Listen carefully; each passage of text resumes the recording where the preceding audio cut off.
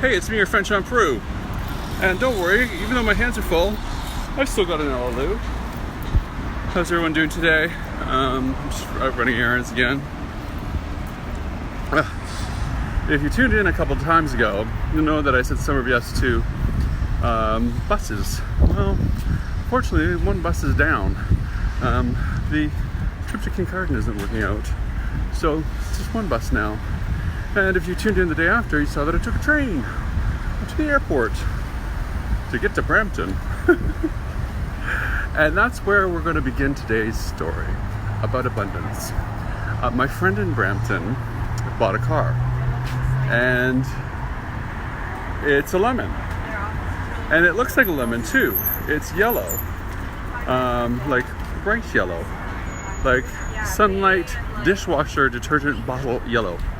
I like it. And it even has a lemon air freshener in it that is lemon scented and lemon shaped. But the one thing, and this is why I wanted him to pick me up from the airport to go see his new place in Brampton, about this lemon, is the reason why it's a lemon. The brakes don't work. It's like, I can't pick you up, the brakes don't work. I'm like, but that's so much more fun if the brakes don't work. It's trashier. And so he picked me up, and no, the brakes don't work that well at all. Like, if you're stopping, you have to begin it a minute before you need it. So anyway, so Thomas, I just said his name. Sorry, Thomas. Sorry, now I've outed you. I'm going to tag you on this anyway, because this is the information I was telling you that you need to understand, girl. So Thomas has been, we talked to, he was, down and out about this, having to get, once the brakes went on this car, his mechanic, whenever he phones his mechanic, he's like, what now? I hate your car. Anyway, so she was down and we were talking about it, and I'm like, there's a solution for you, don't worry, and be proactive, and it's gonna be all right. You're not meant to have this car, Thomas, because you're not meant to be dying in an auto accident. So as we're driving home, and bear in mind, I've been hearing a little bit about auto loans, I've been hearing a little bit about affordability and looking at different cars and options and how it's going to work and blah blah blah. And at one point I was like, well, do you need a car? He does. I see that now, but I didn't know it then. Do you need a car? Because I have never had a car. I did the math when I was in my 20s about how much it would cost me to rent a car versus take a cab everywhere I go. Taking a cab everywhere I go ever since. I don't even want to drive. I'm the type of person who is driven, you know what I mean? Back seat, looking out the window pensively, thinking about my children and the estate and Blake, my ex, channeling Joan Muchon. So anyway, Thomas tells me, get this, that he has a friend who knows everybody, who's got money and has several cars, who has a car that he doesn't use anymore. He doesn't use his car anymore, and he just drives it once a week just to keep it. I guess you do that with a car, just make sure it's alive. And he said to Thomas, take it. Thomas is still fucking mulling it over. Well, he was until I got a hold of him. I'm like, he doesn't want any money for it, and he doesn't. He said to Thomas, just pay it forward. So here's a guy who can afford to do it, who doesn't care, who is offering Thomas this, and Thomas was still mulling it over. And this is where we get to this thing that I call accept the abundance. I used to say that when I had a certain person working for me whose name rhymes with Sabrina Perillo, because every time I would gift her anything, she'd be like, oh no, I can't, oh, it's too much, accept the abundance. I wrote an article about this, or when I had that Spirit in the City column that everybody loved, but they got cancelled when the really probably illegal purchase of the paper by the competition was done. But I don't want to cast any allegations. Allegedly. My lawyer just said that in my ear, but I have to say allegedly. So I wrote a column about this, and if memory serves, I sent it to Thomas to read. If memory serves, I used... My leash is falling off my ass because I'm doing the keto diet and I'm losing weight. There we go, come on. If memory serves me properly, I used the movie stars and celebrities at TIFF one year as an example of people who are really good at allowing abundance into their lives. And I had just been in the gift lounge at the Intercontinental Hotel at the time for TIFF. And I had run into Kristen Booth. Nice hat, right, Kristen? She had a great hat on that day. And Cardinal Official. We got the same boots.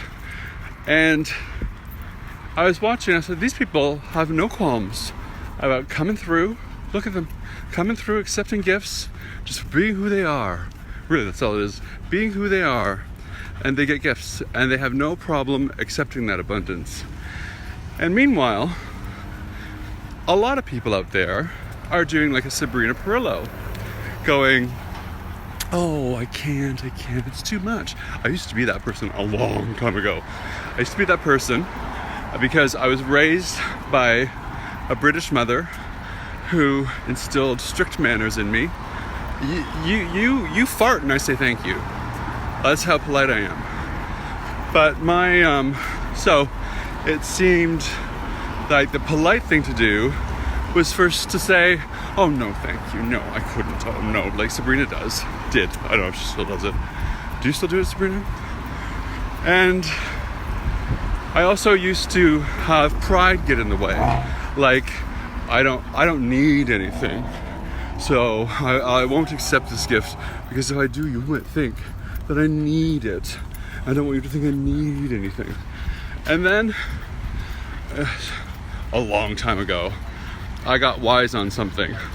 And that is that the universe has in escrow for you abundance that will knock your socks off. And I'm not just talking money. I'm talking avenues to success.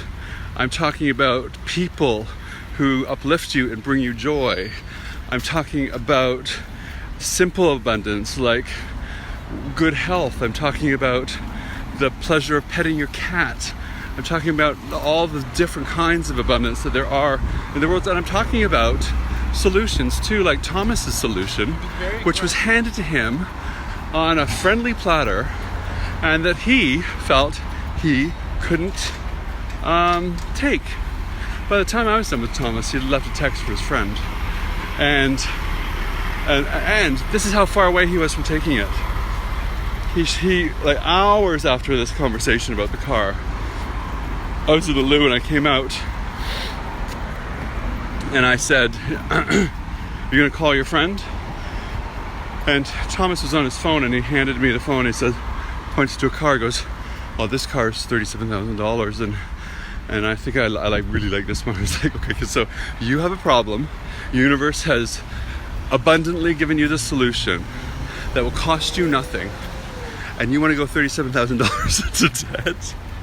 So that article I wrote ended with, I gave some examples of like I did, of different reasons why it's difficult for people to accept abundance. But if you can't say yes to simple abundance, or even bountiful abundance, like that car offered to Thomas, then that's your bar for the allowing of abundance. If you can't say yes to someone taking you out to dinner, someone picking up the tab, I have no problem with any of that. But if you can't say yes to that, that's your bar. That's that, you know, your bar. What you can say yes to and what you can't is your bar. And the exercise I remember leaving in that column was, you know, the weekend's coming up. Over the weekend, abundance will enter your life. It's an unlimited supply. Someone might hold the door open for you. Someone might offer you their chair. You know, someone might really knock your socks off with some abundance. And if it's wherever you check your feelings in and around the offer and in and around your acceptance or your decline of the offer, whether it's big or small, and then think about why you feel the way you do. A lot of this stuff goes back to roots. Like I said, I had a childhood with a mother who raised me to be very polite, and I decided polite people didn't accept kind offers. I do now, even from gentlemen strangers sometimes. Anyway, that's all I've got for you. I wish you a blessed day. I'm sweating like a pig in church. That church. She must be so hot. I'm picking up a jacket that I left for alteration and I totally forgot. And they keep calling me, but I don't recognize they've got an abbreviated name that shows up on my phone. I'm like, who is this? And they're a small shop. They don't have room for my jacket. It's been there for months. So we're gonna take care of that today. Anyway, happy Friday. It's Friday, right?